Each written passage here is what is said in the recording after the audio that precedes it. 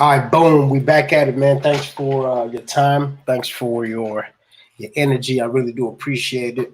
I do go by the name of PZY, and like, subscribe if you guys enjoy this information and you do find it knowledgeable. Whether you agree or disagree, like I said, comment, like, let me know what y'all think. So with that being said, the main reason why I'm doing this video, well, the title of this video is called Similarities Between Judaism and Islam. Main reason why I decided to do this video is for the simple fact of clarity.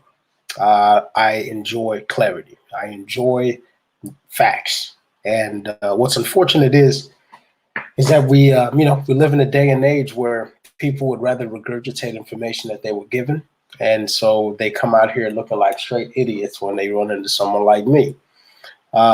Specifically, I was speaking to, well, I wasn't directly speaking to this person at first, but I was watching a video, and it had something to do with it had something to do with Islam, and it's something to do with Malcolm. That's what it was. That's what it was. It had something to do with Malcolm.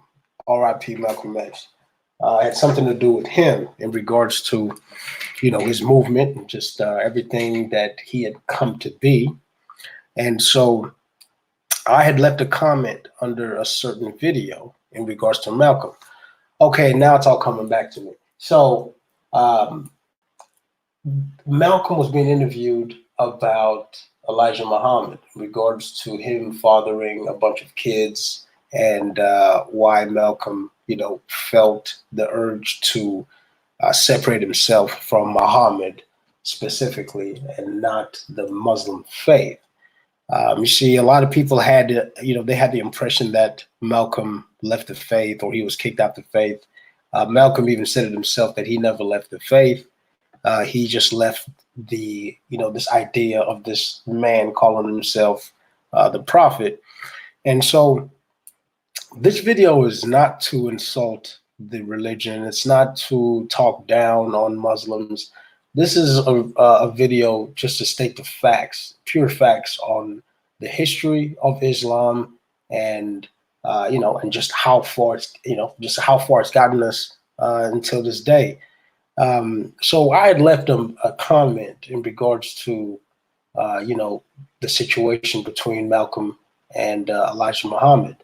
And what I had said was, in a nutshell, was that, out of all the things that Malcolm did and said, in his life, that caught notoriety, I feel personally that that is what got him killed. I mean, I don't care what anybody says. I still feel that the Muslim faith, the NOI, had something to do with his murder.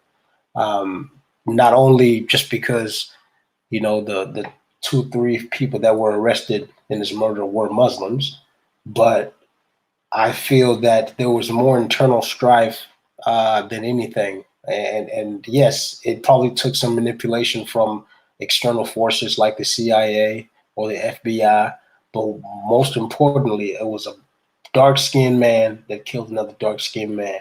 And then what makes it worse is, you see, this is the thing about it too. Like, I'd understand if the Muslim faith was, was like were like Buddhists or something like that, right?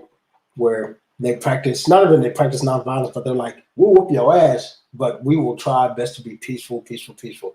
I'd understand if that was the energy that the Muslims gave, but that's not the energy that Muslims give. Muslims are very confrontational people. They're very aggressive people, and they're very condescending people if you're not Muslim. Whether you see them on a street corner, or you see them on the internet, or you see them on TV, they are a very aggressive religion. And so much so, and I'm not just talking about the NOI, I'm talking about all Muslims worldwide. Go to fucking Middle East and they will kill you just as quick over there too if you say something about their religion, or, what I'm saying, like, if you see their wife without their what's it called, hajid on, the thing where the women, where they wear the, what I'm saying, to cover their body up. My point is that these people, this religion, and the people within the religion are very assertive to say the least.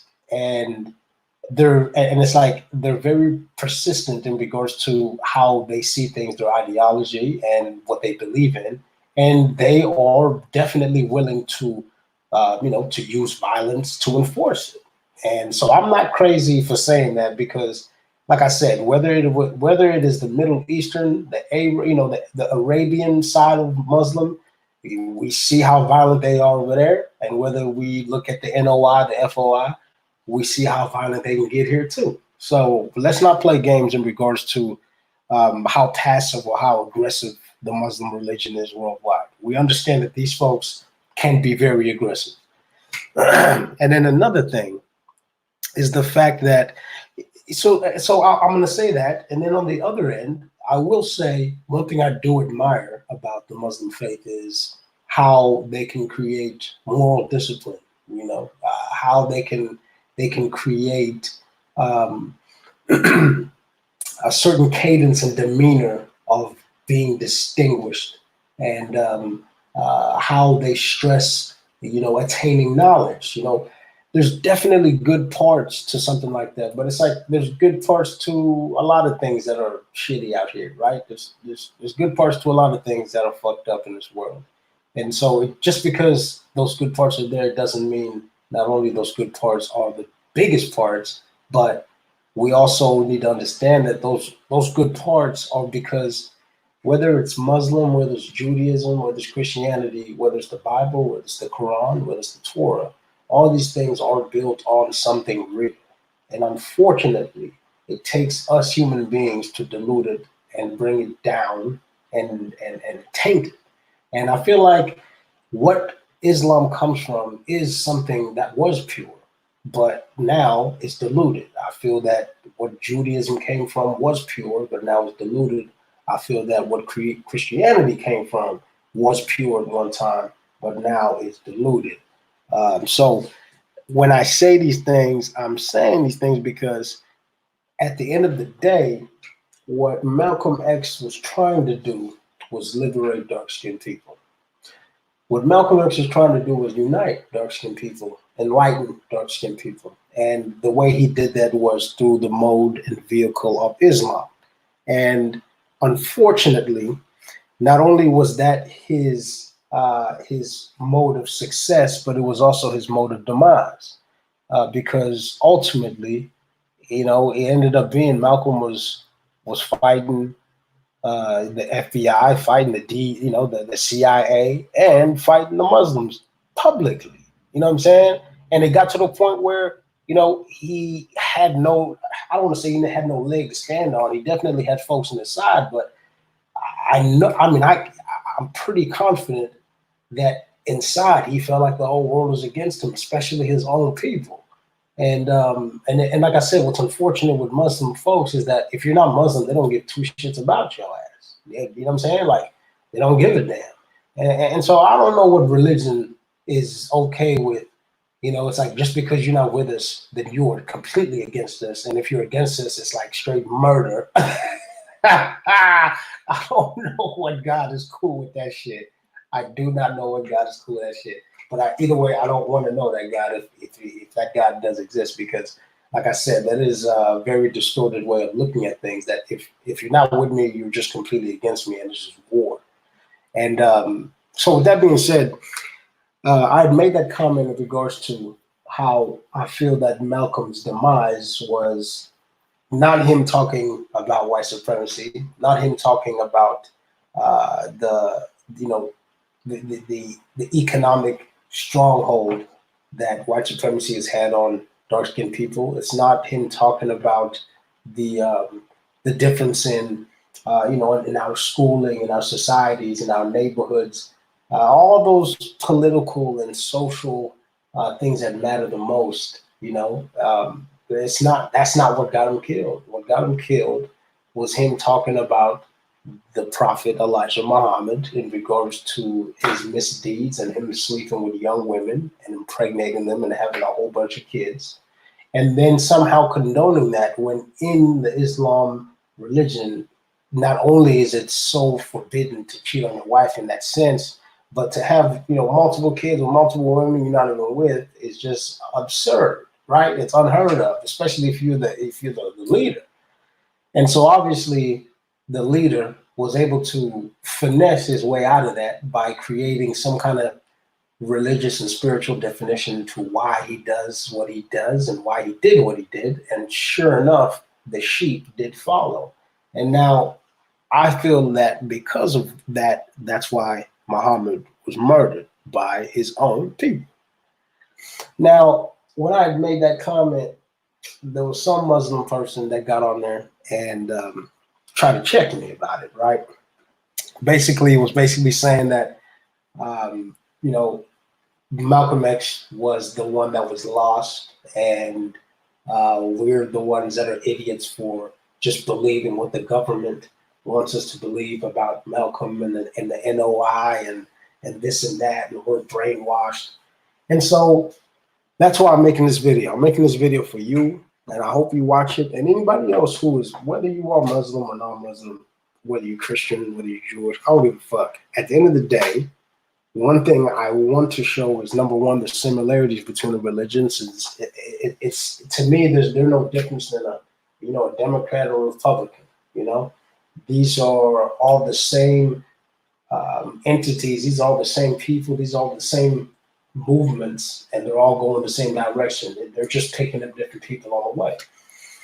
So with that being said, what I'd like to do is to let the late, great Malcolm X speak before I say anything, because why I'm doing this video is because the person that was going back and forth with me in the comment section of this other video, the Muslim guy, he said to me that the government, right, blaming it on white folks, why we believe Malcolm X was killed by Muslims.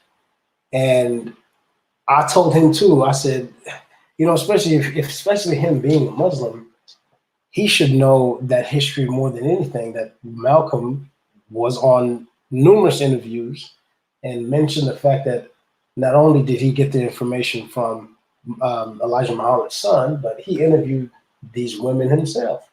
So I'm going to let him speak his case, and then I'm going to take over after that.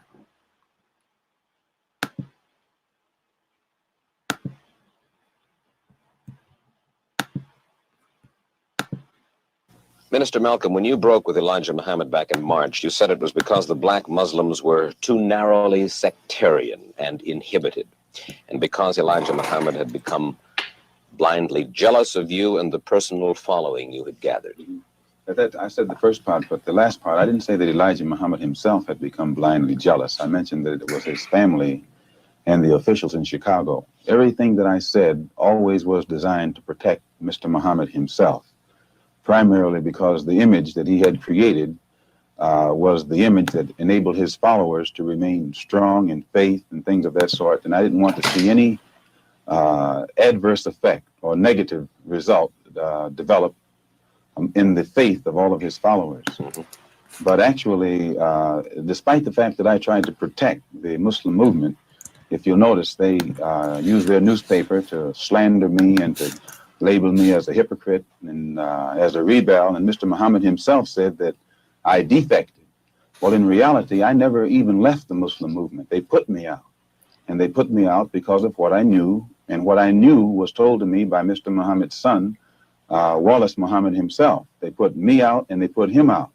Well, now, first of all, let's find out what it is that Wallace Muhammad, Elijah Muhammad's son, told you. Well, number one, if you notice, the stick that I always used in presenting, representing, and defending the Muslim movement was the fact that it had the ability to reform the morals of the so-called Negro community. It eliminated drug addiction, alcoholism, fornication, adultery, loose sexual behavior, which meant that it eliminated bastard babies, illegitimate children. Well, as long as I knew that this was what it represented and it gave me a strong stick, I could represent it and defend it. But we had a law which was that whenever any Muslim became involved in any kind of sexual relationship with someone to whom they weren't married, that person would be brought before the Muslim community, humiliated, and then isolated for from 1 to 5 years. This was our law. Well, in 1954, a teenage sister left Detroit and became one of Mr. Muhammad's personal secretaries. And there in the Chicago office, she became pregnant after being there for a year. And she was brought before the Muslim community and humiliated and isolated. And a year later, another secretary, this time one from Lansing, Michigan, came to Chicago. She also became pregnant. She was brought before the community and humiliated and isolated. And because the other person was never brought forth during this court session, it was concluded by all of Mr. Muhammad's followers that it was a non-Muslim who was the other party. Well, we grew so rapidly until that in 1957 or 58, the secretarial staff was expanded to, I think, 8 teenage sisters. In 1959, 6 of them disappeared. 2 of them reappeared in Philadelphia about 2 or 3 months later, and they were all right. The other 4 reappeared in 1960. All 4 of them had babies. All 4 of them had become involved with someone and become pregnant and had these children. So it was, from what I now know, when the 4 of them got back to Chicago and began to compare notes, they found that the same man had told all of them the same story and had made all of them pregnant, that the same man was the father of all 4 of their children and had also been the father of the children brought forth by the 2 secretaries who preceded them. So this story was kept among these sisters until 1962. 2 of them rebelled against the person who was responsible and began to tell the story all over the city of Chicago. It caused many of the Muslims in the Chicago mosque to leave and go back out in the street. They knew it, and I knew nothing about it until 1963, when Mr. Muhammad's son, who had been in prison, came out, and he had been a minister, and he was very religious and spiritual. And when he began to hear these rumors around Chicago, he went to one of the sisters, and the sister admitted to him that the rumor was true. And it was he who first told me about it. And when he told me about it, I wrote to Mr. Muhammad and told him about it, and he admitted that he had a knowledge of it, and that he'd given me a religious explanation that would fit into prophecy and all of that. So I was quiet. And it wasn't until October of 1963 that it came up again. And when it came up again, I realized that the same person who had made these other sisters pregnant was still busy doing the same thing. He hadn't stopped. 2 of the sisters had 2 children by the same man. And one of those 2 sisters was pregnant still, getting ready to have a 3rd child by the same man. So when it was known among the Chicago officials that I had a knowledge of this, they became very fearful of me. They became very antagonistic toward me, and they had to do something to diminish the authority that I had, for fear that if this became public knowledge, the followers would leave the Muslim movement and follow me. And it was at that time that they used the statement that I made against President Kennedy as a pretext to cut my authority, and some other things happened that finally produced the split, or forced the split. And when I made the split, the only reason that I didn't make this public knowledge was I knew the implications, and I felt that if the Muslims who were in the Nation of Islam knew it, that which enabled them to be so strongly religious and exercise moral discipline would be shattered, and it would cause all of them to go right back and start doing the things that they had been doing previously. Who is the father of all of these various children whom you have enumerated? The first one to tell me who the father was Wallace Muhammad, and he told me that the father was Elijah Muhammad himself. One of the sisters, he went to the home of one of the sisters, and when he walked in the door, she says, "I want to let you see something." And she showed him her child. She said, "Here's your brother, and your father is the father of this child." And then I questioned the sisters myself, because I was shook up. And they admitted to me that Elijah Muhammad was the father of their children. And I took it to him. And it was at that time he told me that he was Muhammad, the prophet, and that Muhammad had 9 wives. He also told me that he was David. He was the modern David, and that he was the modern Solomon, and that it was meant for him to fulfill today all of the things that they did back there. And how? Okay. You heard it. You heard it right there, folks. You heard it right there. Wallace Muhammad, Elijah Muhammad's son, was the one that relayed the information to Malcolm. Malcolm reached out to Elijah Muhammad. Elijah Muhammad admitted the information, but then decided to provide a religious explanation, which fit so, also coincidentally fit with prophecy. So it was never no government who has anybody believe in anything in regards to how we see the NOI. It was someone who was with the NOI who told us about the NOI, which was Malcolm X. And it wasn't just anybody from the NOI. It was the right-hand man of Elijah Muhammad. Malcolm X was his right-hand man for a minute there. So any other defense, you can't, anybody else who defends what we just heard is defending out of dedication, is defending out of loyalty, blind loyalty at that, because the only information that I can grab and take as fact is somebody who was there. You see what I'm saying? The only way that I can accept information as truth is to take it from somebody who was there. And that's the thing. All I can do is go, okay, if something happened at Walmart and you were the vice president of Walmart, I'm going to hear what you have to say because you were there. But then what I'm not going to do is listen to the cash register dude at Walmart trying to tell me what's going on up in the office. That's what I can't do. What I can't do is listen to some follower of Islam who was born in the last 10, 15, 20, 30 years and ignore the information from somebody who held seniority, who held a level of stature in the same organization.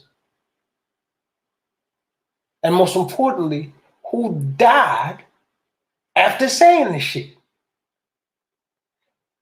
It gives it just a little more validity when you say something and then you die afterwards. I don't know about y'all. So, to the followers of Islam, I would respect, if I sat down and talked to one of y'all, I'd respect one of y'all more if y'all just admitted the shit and just said, yeah, okay, it happened. I mean, it is what it is. That's what I would respect more.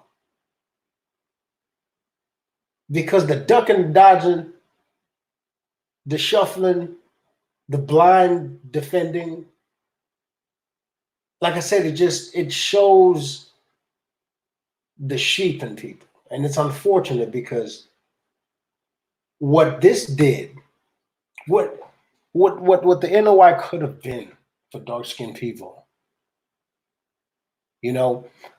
like I said, even in the beginning of this video, I love and I respect how morally disciplined. There's so many aspects of Islam that I do respect in regards to how they character build, the learning, right? The hunger for learning, the persistence of stressing the fact of attaining knowledge, things of that nature of always being pleasant, appealing when you are seen visually, always cleaned up, clean cut, things of that nature. Like there's so many aspects of that religion that I can sit here and say, look, I respect that, I admire that. But then what takes away from the things that I admire is the things that they try to hide. What takes away from the things I admire is the things that are a detriment to us as dark-skinned people, which is this crazy internal, you know what I'm saying, this internal war, this civil war that's always been going on in the NOI. And then also, not even just Malcolm, if you look at, I don't want to talk about the other guys, I'm just going to focus on Malcolm for now, but there's some other guys too who are not alive anymore, and they were prime leaders of the NOI. And anytime you get into a falling out with them, you end up dead. You end up dead. Like Malcolm's not the only one. So that's unfortunate. That's the part that I don't like, okay? That's the part that has not progressed the NOI nor dark-skinned people at all. And so when I look at that, I say to myself, the NOI could have been so much, they could have been so more prolific and prevalent in the progression of dark-skinned people, whether it's civil rights, political, and even spiritual. They could have been so pivotal and one of those kind of like, you know, it's like how the civil rights movements was. They could have been, not even not civil, like Black Panthers, you know what I'm saying? How the Bloods and Crips, like those organizations just kind of just took over. They could have been that. They really could have been that. And I feel that these little things are the reason why that they haven't. And they're still kind of their own thing, right? And if you don't believe me, let's just look at where we are as Black people, as dark-skinned people. Where are we right now? Are we any better off? Are we any better off because of the NOI? No. You know, it's one of those things where police shootings, I mean, you name it, we don't look to the NOI. You know, there's no congressional or Senate, representative from the NOI connected to dark-skinned people, how we can get information together and we, and we fix our own. No, that's not what's going on. But it could have been, though. But it really could have been. It really could have been. Especially someone like Malcolm, who was such an ambassador for the NOI worldwide, too. I honestly could see the NOI even having a seat in the UN. They could have had a seat in the UN. They could have been like that much of a political, giant. They could have had a seat in the UN, could have had a seat in the Senate. That's how I see them. How they were projected. And it really could have been something beautiful. But unfortunately, like I said, that these little things, where the leaders up top, right, are financially secure to the point where, they got private jets and this and that, while the ones at the bottom are nowhere close to that. When people justify their immoral acts and use religious justification, it sets us back. When there's internal strife and we lead to killing our own brutally, I mean, that's worse than the enemy would do us. That's a problem. And then also a question I always ask myself about American Islam is, why isn't American Islam and Arabian Islam on this united? Like, I don't see them together. I don't see them as one entity. I see them as two different entities. Like, I don't see the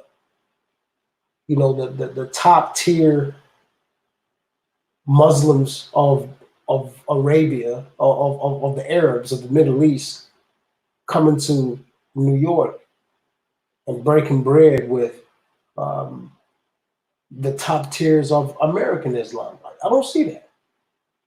I don't see that. But the reason why I don't see that is because Middle Eastern Islam, they don't claim American Islam as their own. They are adamant in creating a separation there and differentiating themselves. Why is that? Why is that? So these are my concerns and my questions in regards to the NOI. But most importantly now, what I'd like to show y'all is the reason why that is so. What I've come to realize is that the first time I saw this is when I had heard about how, I'm sure y'all remember the time, I feel like this was like one of the first public falling outs between the, the NOI and Malcolm was when JFK had passed away. The time when JFK had passed away, I'm sure y'all, if y'all know Malcolm, there was a famous speech that he had made in regards to why he thought JFK had passed away.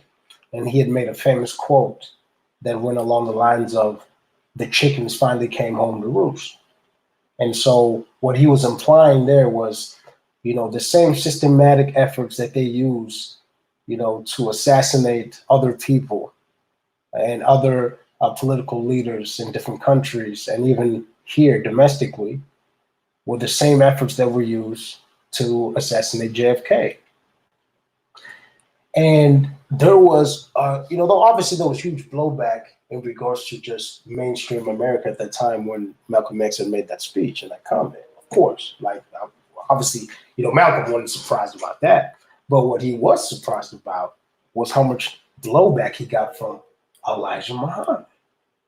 And to be honest with you, I was surprised when I heard about that story too. Was that how much, how adamant Elijah Muhammad was on Malcolm X, number one, not even speaking. I think he had even made it a point to say, "I don't even want you to mention JFK and him being, him being killed. Don't even say anything because, we don't want to ruffle any feathers. Like don't say nothing about that." That struck me. Because these are the same people that I would like to assume that, Islam was against, right? Was the powers that be, right? So why would he not? And this is not even taking a shot. It's just to comment on it. Is to say, hey, let's just hold off on that part. Like, let's give them this one. We don't want to kick them while they're down, type of a thing. Like, and I'm not saying that that people should go out there and talk shit. No, I'm saying that to even just mention it and talk about it. And even I still, even to this day, don't find that comment that offensive in regards to going, "The chickens came home to roost," because even we know that his assassination was twisted. Like, we know that we're not even sure that that's who did it, right? Remember, there's so many documentaries about how there could have been more than one shooter, and even why, right? Why did some white dude want to kill JFK anyway, right? And then come to find out he was a sharpshooter, and then he was shot as soon as it happened. Like, why are we acting like that wasn't on some weird shit anyway? And then so then when Malcolm says that, Elijah Muhammad gets mad at him, right? He gets mad at him. And I think even Malcolm had to, put out, he basically went on an apology tour, so to speak. So for me, right there, that raised a red flag. Because you wouldn't do that to someone that you don't agree with, right? That you're not in cahoots with. You would only do that with somebody that you rub elbows with. You would only do that with somebody that you are aligned with somehow, some way. And so then that's when I started seeing the breadcrumbs. That's when I started seeing the breadcrumbs. And then I started doing my own little research in regards to it. And what I've come to find out are some pretty, I'll just call it some pretty eye-opening stuff. So I'm gonna go as quick as I can here because I gotta get up tomorrow morning. It's already damn near 1 o'clock in the morning. So let's look at this right here. The Qibla. So for all the non-Muslims, I'm about to break down something for you real quick. I'm gonna make it as simple as possible. So the Qibla. Now, the Qibla is the direction that should be faced when a Muslim prays. Now, it is fixed as the direction of the Kaaba in the Hijazi, the city of Mecca. Most mosques contain a wall niche that indicates the Qibla, which is known as the Mihrab. Most multi-faith prayer rooms will also contain a Qibla, although usually less standardized in appearance than one would find within a mosque. So we understand that a Qibla is the direction that the Muslims pray in, okay? Now, for me, we all generally, especially non-Muslims, we know that obviously we didn't know it as the Qibla, we just knew it as the direction, right? They always pray to the east and they always pray toward Mecca. We always know that. Now, if you are Muslim, if you do know this, I give you credit for not questioning it. Because if I was Muslim and I knew this, I would be going, question marks would be just flying all over the place. And I would go holler at my sheikh, whatever you want to call it, your Muslim pastor, whatever you want to call him. I'd go holler at him and go, listen, why is this so? And so this is the first similarity to Christianity that Muslim has. Not even Christianity, I'm sorry, to Judaism. This is the first similarity to Judaism that makes me wonder. And if you are Muslim, please explain in the comment section and help me gain some clarity in regards to this, because I'm not trying to act like I know y'all's religion. I'm learning y'all's religion here. So what I don't understand is that according to traditional Muslim view, the Qibla, of course, in the Islamic prophet Muhammad's time was originally the noble sanctuary in the city of Jerusalem. Now, similar to Judaism. Now, we all know what Jerusalem is, right? And we all know the significance in regards to Jerusalem and the Jewish people. So why was Muhammad's time, why were they praying towards Jerusalem? The Qibla was used for over 13 years from 610 CE until 623 CE. 17 months after Muhammad's 622 CE arrival in Medina, the Qibla became oriented towards the Kaaba in Mecca. So according to traditional accounts from Muhammad's companions, the change happened very suddenly during the noon prayer in Medina. So they were praying to Jerusalem initially. So in the beginning of Islam, let's get this straight. In the beginning of Islam, right? So Jewish people are around, right? The Jews, the idea of Judaism is around, right? Jerusalem is significant to the Jews, okay? Now, the Qibla in the Islamic prophet Muhammad's time was originally the noble sanctuary in the city of Jerusalem. So let's check out this noble sanctuary. So the noble sanctuary, the Temple Mount, okay, known to the Muslims as the Haram Ish Sharif, is a hill located in the old city of Jerusalem that for thousands of years has been venerated as a holy site in Judaism, Christianity, and Islam alike. I'm going to read that again. The Temple Mount is a hill located in the old city of Jerusalem that for thousands of years has been venerated as a holy site in Judaism. They wrote Judaism first. They wrote Christianity second, and they wrote Islam third. Now, I'm sure, if you're not looking at the screen, that's why I'm saying it, that they considered it like whether they wrote this definition and said it's been venerated for thousands of years as a holy site, and they wrote Judaism first. Then they wrote Christianity, then they wrote Islam. The reason why I'm repeating that is because there's high significance to that. You know, they didn't put them in that order just because of an alphabet thing.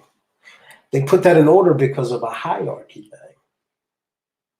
And that's what people don't understand.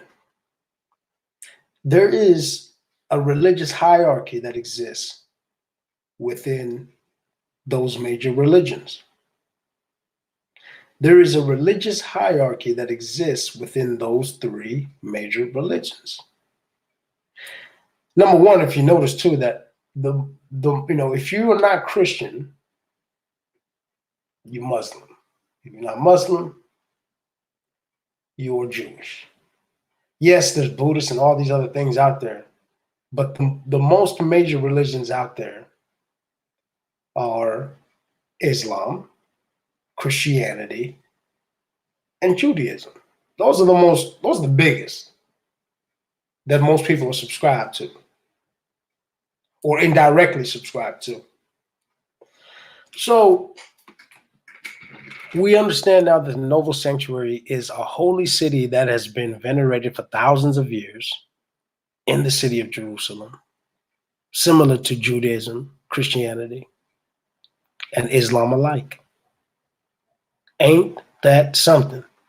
And to be honest with you, I'll be honest, I'm going to put this out there. I don't think a lot of Muslims know that. I do not think a lot of Muslims know that before they were praying towards Mecca, they were praying towards Jerusalem, the same place that the Jews prayed to. I do not think that most of them know that. I don't. So Muhammad was leading the prayer when he received revelations from God. Now remember, this change happened very suddenly. And Muhammad was leading the prayers when he received revelations from God, instructing him to take the Kaaba as the Qibla. So just one day, God told him different, right? God told him different. According to the traditional accounts contained in the Hadith and Sirah, Muhammad, who had been facing Jerusalem, upon receiving this revelation, immediately turned around to face Mecca, and those praying behind him also did so.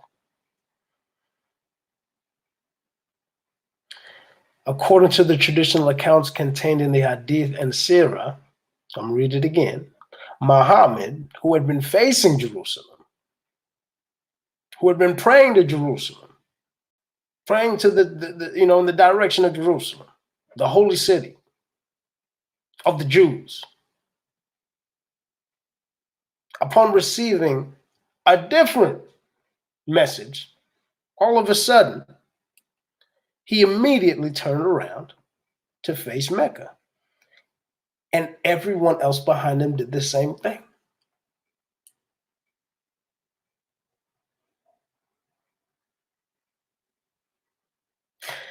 So they say here, some have claimed that the Quran does not identify or allude to Jerusalem as being the first Qibla, and that the practice of facing Jerusalem is only mentioned in traditional biographies of Muhammad or Hadith collections. There is also disagreement as to when the practice started and for how long it had lasted. Some sources say that Jerusalem's Qibla was used for a period between 16 and 18 months. The Jewish custom of facing Jerusalem for prayer may have influenced the Muslim Qibla. Well, of course. Others surmise that the use of Jerusalem as the direction of prayer was to either induce the Jews to Medina to convert to Islam or to win over their hearts. So do y'all see that they don't even know why they were facing Jerusalem? Because if they knew, they wouldn't have all these different, they wouldn't have all these different reasons. They would just have one reason why. It's the same way if we knew that we knew what God was or who God was, we wouldn't have all these goddamn religions. We would just have one religion because we would know, right? So is it either The practice, it was only mentioned in traditional biographies of Muhammad.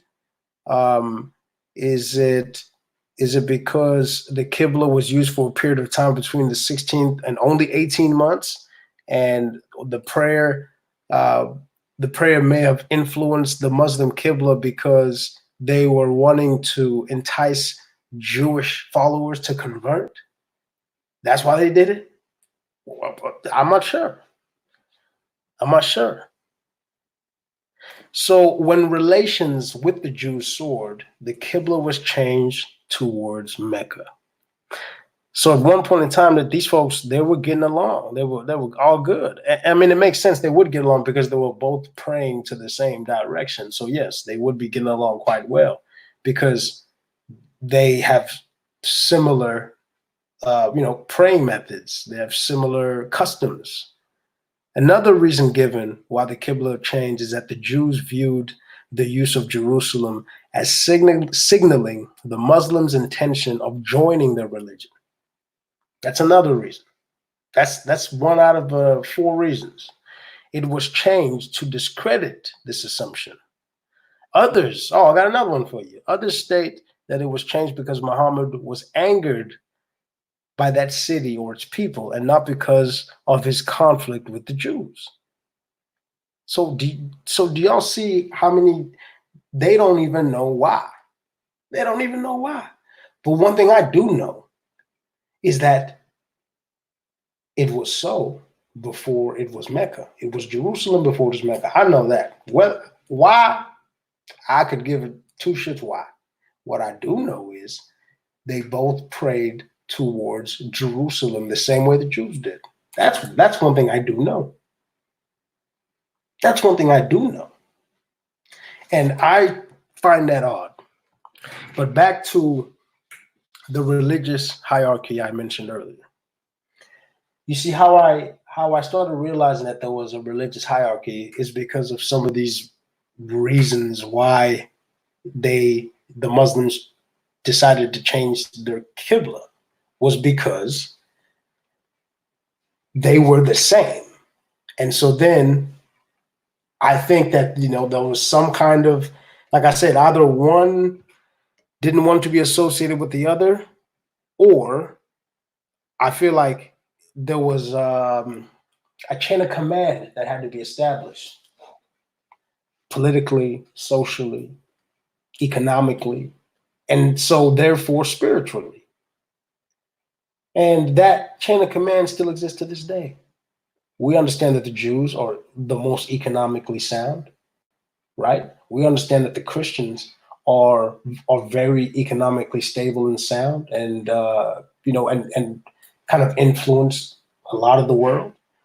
And then we also understand that the Muslims are also somehow economically stable. At least the top tier Muslims are economically stable. The common Muslim, the common Arab, Middle Eastern, they're not riding around in gold Lamborghinis, but there's billions of dollars over there, and them people are looking good. The top tier. But if you notice too, the top tier is cool with Europe. The top tier is cool with the United States. The top tier is cool with the Jews. The top tier is cool with Christianity. And so how you see that economically, how you see that politically, is how I also see it spiritually. See, the Jews are on top. You know why? Because the Jews, they don't acknowledge Muhammad as a prophet. The Jews do not acknowledge Jesus as the Son of God. So they're at the top. They're saying, I don't give a damn who the fuck y'all think y'all are or who your prophets are. We came before y'all. And then you notice that the Muslim, the Islam, they acknowledge the Jews, right? They acknowledge Moses, they acknowledge Abraham, they acknowledge all of that. They acknowledge the Torah. But they don't, no. They acknowledge the Torah and they also acknowledge Jesus. They also acknowledge Jesus. But then if you notice one thing too, that Christianity acknowledges the Torah, right? Because the Torah is the Old Testament of Christianity. But Christianity does not acknowledge Muhammad as a prophet. So I hope you see that religious chain of command, that religious hierarchy there. I'm gonna break it down one more time. What you see is the Jews on top.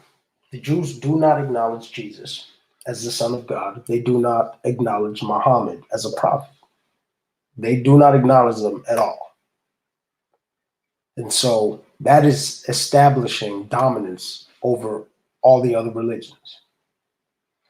Now, but Christianity is second in that totem pole because Christianity acknowledges the Torah. They have to, because the Torah was the Old Testament, right? But then Christianity does not acknowledge Muhammad. So they're flexing their muscle on Islam. But then if you look at Islam, Islam acknowledges Jesus and acknowledges the Torah.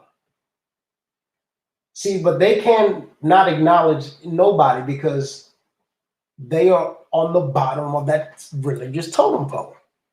So they can't say Jesus didn't exist or Jesus wasn't a prophet. They do say he's a prophet. They can't say the Torah didn't exist because they were, their information is based on the Torah too. One of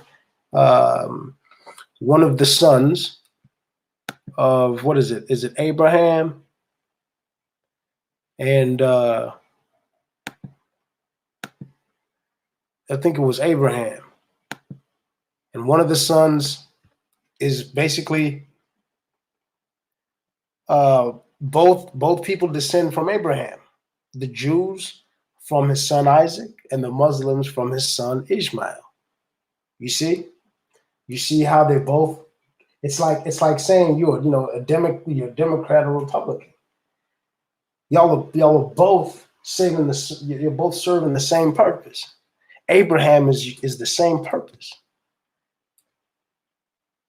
The Jews from his son Isaac and the Muslims from his son Ishmael. But see, it seems like Isaac is the favorite son more than Ishmael because, like I said earlier, Islam has to accept, and they do accept Jesus as the prophet, as one of the prophets. They accept the Torah because of being, a descendant of Ishmael. But then you see that the Jews and the Christians do not, I repeat, the Jews and the Christians do not acknowledge Muhammad. They do not. So that's telling you where they stand. So let me break down some more of these similarities that I come to find out.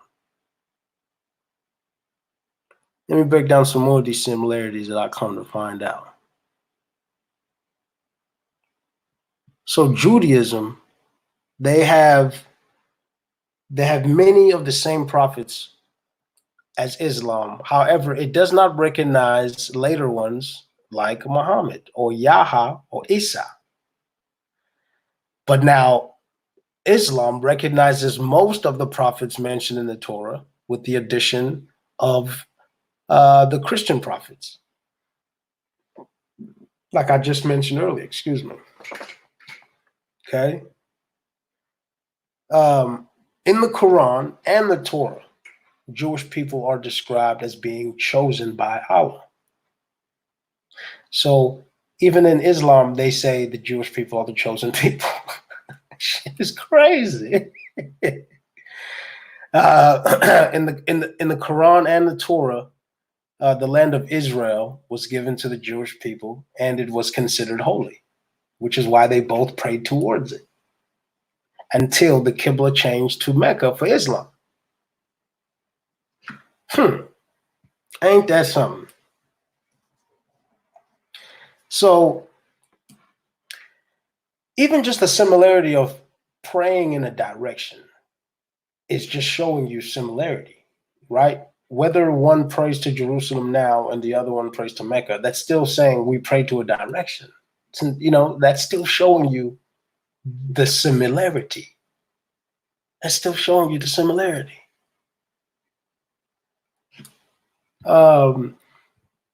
Now, there is a pilgrimage that is performed 3 times a year for Jews, and they're commanded to make a pilgrimage to the temple in Jerusalem. Well, what a coincidence, because the Muslims, they have to make a pilgrimage to the Kaaba in Mecca, right?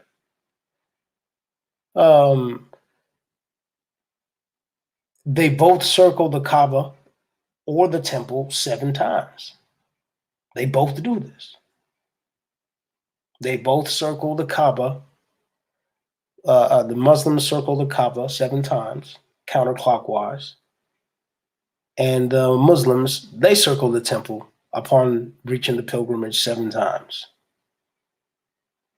As part for the Judaism, as part of something they call the Hajj, pilgrims are obligated to offer certain animals as a korban, which is sacrifice. During the Hajj, how similar are those words? So in the Judaism, their pilgrimage is called the Hajj, which is H-A-G. In Islam, their pilgrimage is called the Hajj, which is H-A-J. I'm not making this up, people. I am not making this shit up. During the Hajj, pilgrims are obligated to offer certain animals as the kurban. Now, let's look at the similarities in the word sacrifice. In Judaism, the word sacrifice is K-O-R-B-A-N, korban. And in Islam, the word sacrifice is kurban, with Q-U-R-B-A-N. So the Jews, it's K-O-R-B-A-N, and with Islam, it's Q-U-R-B-A-N. I'm not making this shit up. I can't make this shit up. Just can't. I can't. So, like I said, these similarities go on and on and on. We do understand too that the Hebrews, they fast, right? It's called what is it? It's called the Psalm. So SAWM for the Arabic is fasting. TZOM for Hebrew, I don't know how to pronounce those words, is the fasting, right? Why they fast is for the same thing, to atone for personal faults and misdeeds. There's a certain amount of time allotted. Those times differ, but nevertheless, there's a certain time that is allotted to fast. So I can keep going, folks, with these things that there's so much more in common than difference, And so that's why, for me, I just had to break that down in regards to why we see this. There's just too many similarities with these folks. And so I'm going to leave y'all with, like I said, with just understanding the fact that there is a religious hierarchy that exists among these 3 major religions. That's why one is not doing anybody better, right? Like, it's like Christianity hasn't really taken people to a place of political freedom, social freedom, an independence that they deserve. Islam has yet to take people to that level of independence that they deserve. Judaism too. Everyone is a slave to these religions, and it's just unfortunate the fact that a lot of people don't understand and don't see these similarities and don't ask themselves why. Especially if these religions are supposed to differ, why do I see them so alike? Why are their histories so intertwined and interwoven from the directions they pray to, like I said, I even showed you, even politically, economically right now, who's controlling majority of the world. If it's not Islam in the Middle East area and them folks, then it's Christianity. If it's not Christianity, it's Judaism. So we see the economic hierarchy, we see the social hierarchy, and then I've just explained to you all the spiritual hierarchy and chain of command that exists within these major religions. And so when you see someone like Malcolm X come in the mix and start shaking things up, I see why they got rid of him. Because he definitely would have been someone to point out these irregularities the way I am. He would have been somebody who would have been like, hold up, why are y'all telling me to be quiet when I'm talking about things that we're supposed to be talking about? Especially with people who have put us in this position. Why are we cool with them? Why are we acting like there's some kind of an alliance here? But see, that's the thing. I don't think Malcolm realized this. I don't think he realized how closely related they were. And it's unfortunate. So I'm gonna leave y'all with that, folks. Like I said, any Muslims, even non-Muslims, feel free to comment in regards to the similarities I pointed out. And I'm curious to hear the excuses about the first Qibla, because I saw at least 5 or 6 excuses on Wikipedia. So I'm dying to hear what y'all have to say if you are in the faith. What I would respect is to just call a spade and be like, yeah, no, that's what we used to do. That's what we should do. Yes, we are somewhat related to Judaism. Just, that's what I respect. But people just call it what it is. That's it. I'm not here to make you feel bad or embarrass you. I just want people to see distinction, and just so we know what it is, and then that's when you can draw, the most unbiased kind of conclusion, right? Now, just because you've dedicated a certain amount of time to the religion doesn't mean that you shouldn't learn more about it. Just because you dedicated enough time to religion doesn't mean you shouldn't ask questions about it. Blind faith is deadly. And blind faith is, you just as ignorant as a goddamn dog, right? Or anything else that just needs to be led. If you lead with blind faith. So, like I said, I'm curious to hear what any people from the faith have to say about the similarities that I brought to light, and then also the first Qibla. I'm dying to know what y'all think about that first Qibla, if y'all even knew about it. And then if y'all did, why did y'all pray the same direction as Jerusalem? I mean, if y'all are not, especially if y'all not anything close to what, Jews are or whatever, like, why did y'all do that? Not even why did y'all? Because it happened. So thank you for your time. I appreciate it. Like, subscribe, share. Y'all have a good one. Peace.